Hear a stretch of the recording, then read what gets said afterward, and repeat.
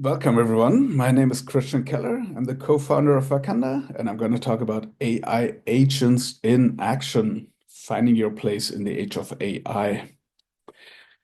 I have been living at the forefront of technology basically all my life. I've seen a lot of technologies come and go, rise and fall. And what we're seeing right now is unprecedented, is something I've never seen before. The impact AI is going to have on our education, on our healthcare, on research, on each and every one of our businesses, organizations is unprecedented. So I'm going to dig deeper into what agents can do in the future for all of us, for your organization, for our lives, and we'll start to take it from there. We are African founders. We have four business units. We have Wakanda Solutions. We do consulting on AI. We have Wakanda Business, customer relationship management for your organization. We also have a political arm for a nonprofit development of platforms, and we have an academy that we are running. And you've probably seen my co-founder Biodun on stage already, or he's going to come after this talk. Now, let me start with just talking about where we are today. Most of you have probably already used ChatGPT or any of the current AI platforms, the chatbots that are out there. If you haven't yet, then I am quite convinced that by the end of this conference, you will be using them. And not just once, you will be using them every day. I'm very convinced about that. And many speakers, I believe, will talk about that. But let me tell you my experience. Like we've all seen, or many of us have seen, what chatbots in that arena can do in different areas, in areas of creativity, like they can generate ideas, create summaries, even do translations. In areas like education, where you wouldn't think it would be, like you can really have tutors that help students or even pupils in quite an enhancing and enriching way. You can use it for productivity. That's mainly what I'm going to talk more about. But you can also use it for technology and many more, like coding, etc., software development, where you have clearly defined input and output. That's a clear use case.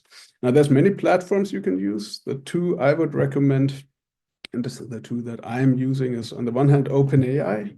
That's the gold standard. They were the first in the game. They are still the leading company in the race. However, the free version is limited. So for anything, including reasoning, like analytical tasks, software development, like where you really need high level of intelligence, you can use DeepSeek for free. OpenAI still has tools that are useful, like if you want to do voice, if you want to do image creation or analysis, if you want to do video creation or document scanning, all that you can do better with OpenAI and ChatGPT. For everything else, I use the free version DeepSeek, deepseek.com.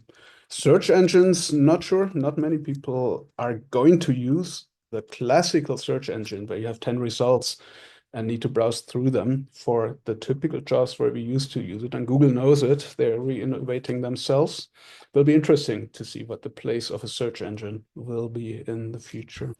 Like from advertising to conversion to loyalty, there's plenty of potential and plenty of use cases where you can apply AI in a company. No matter if it's content generation, if it's translation, if it's targeted one-on-one campaigns, no matter if it's a loyalty program or auto-generated user guides, you name it, there is potential across a company, and it's very wise for companies to look at these things.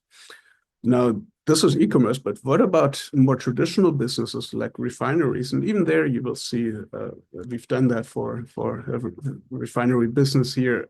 You see, there is across the value chain, there is potential to implement generative AI. I'm not going into the details, just wanted to show you that you can do more than just using chatbots, and that's what already large companies have implemented and started to adopt. Now, what I really want to talk about is the future going forward, because what we've seen so far, content generation, etc., is like something that can help a certain function gain productivity by 10%, 30%. Studies sometimes show 50% improvement, but that's very rare. Now, in the future, we will see much beyond that. And I want to tell you what I see, what my definition of an agent is, because we will see a multitude of agents across our businesses and across the world, basically, in the future. Now, an agent, in my definition, is imagine ChatGPT, imagine such a chat client, chat AI, which is able to access the web, able to access your systems and your data, able to access a computer to do jobs and reiterate on it, which can act autonomously and has long-term memory. And it will have a natural interface more than just chat. It will go from chat to voice to video to even glasses, or there will be robots in the future. Like all that is what will come through agents. And imagine that for your own business agent that can do all of these things and have the intelligence of a PhD student, you could say, at the moment, and even more in the future, collaborating with your staff, with your sellers, with your agents, with your customers. Now, one example, I'm just using one use case here of how you apply such an agent in business. That's a specific use case, but one that is very, very common in Nigeria because most of the communication is happening on social media, on WhatsApp. How much of your business communication happens on WhatsApp? It's quite a lot. So what we have done in Wakanda Business in our CRM platform is we've implemented a bot that you can use for your company to respond automatically to customer requests or to employee requests, depending on what your communication looks like. A bot that can handle questions, look at your documents, look at what you feed him and give answers, but also take orders. And if it doesn't know how to react, doesn't know how to answer it, it can ask whether a human should come in. Like there's a seamless handover between bot and human. So that's something that we have, for example, implemented, and talk to us if you're actually interested in any of these. Now, the future company will look like a multitude of such agents, a multitude of such use cases. You will have for every function, for example, you can imagine you have a bot, one for sales, one for marketing, one for IT, one for operations, and you have your team at the center, which will be enhanced by these bots and will leverage upon these bots. I don't want to go in all the details of each of the bots, but maybe look at the sales bot, a bot that informs you, trains your salespeople that are new, that tells you, hey, there's a new customer. We haven't talked to him for 2 months. I found something on the internet about him. Why don't you reach out to him with this product? I believe it could make sense. Here is a draft email or a draft message. Would you like to send it? And then you can either send it just with a click of a button, or you can talk to your bot and see if you can tweak it, see if you can do something better, give him information that he doesn't have, like an employee almost. And that's the exciting question. We'll talk about that later. What does that mean for employees even? Are they still needed? What is the new role is the better question that we will ask there.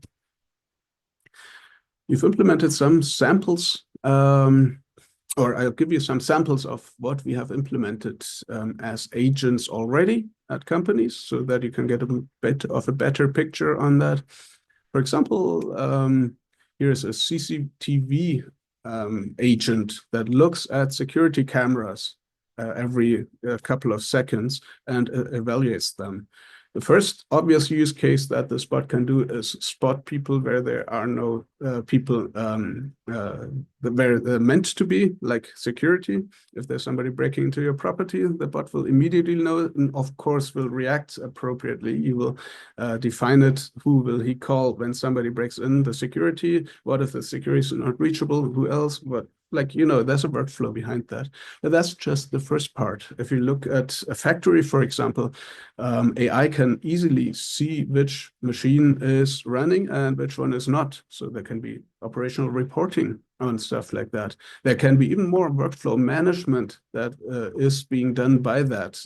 If depending on what the machine can see, what the AI can see, there's a lot that can be done. And we're just rolling that out together with one of our first customers in that industry in Nigeria. And we believe there's a lot of potential because obviously every company has CCTV in Nigeria.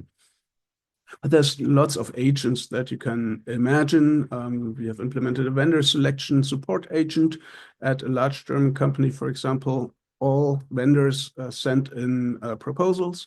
The bot has the criteria of the company and scans these proposals, which can be 100 pages long or more in technical environments. And it helps a lot to pre-assess vendors if you have a vendor selection process, for example.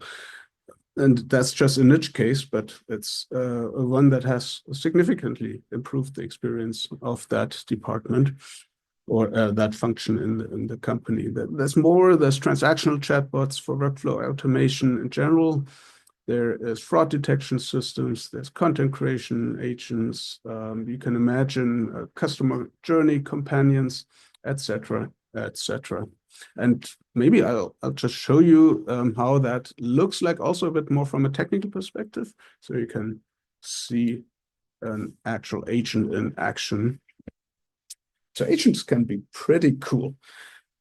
This is a sales agent, and I asked it to find the email addresses and phone numbers for all the gyms in the US, because that's our target customers here. Guess how long this would take a human being to do? Guess how long it takes an agent to do just that? And I've pre-recorded that, but literally in seconds, you have for 2,000 gyms, you have their email addresses and their phone numbers. Now, this is just the first step. Now you have a big sheet with your target customers. Next step would be you go to the agent platform. This is the internal view. Our developer's view, the end user's view will be a bit different, but this is how you can actually configure and use that agent. Now, next thing, I'll tell it to draft a prompt, draft an email for each of these 2,000 gyms, or a selected few just for demoing. And you see it has drafted different individualized emails for each of the gyms. Everyone a little bit different depending on what it finds about them on the internet.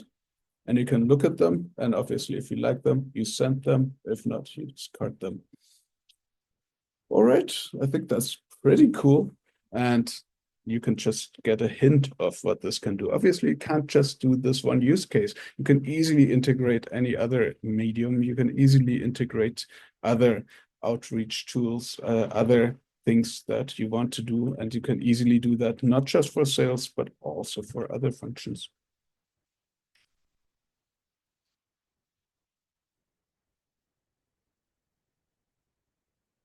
Technology always comes with responsibility. AI can be a powerful tool for good, can also be misused or cause addiction. We stand at crossroads in this world. If we use AI wisely, we can create thriving economies. If we stumble, we risk everything. So let's also see this as a wake-up call, a call to embrace human values, love, understanding, peace. And I don't just mean in the world out there. I also mean in our environment and within us. New technology is also new opportunities. It's never been easier to launch a business, to start something new. The data is clear. Businesses that start right now are faster profitable than they've ever been before, and they need less invest, much faster actually. So embrace it. Embrace AI. Let it power your life, your business, your community. Let's make something amazing with it. And if we do, we'll thrive in the future. Thank you.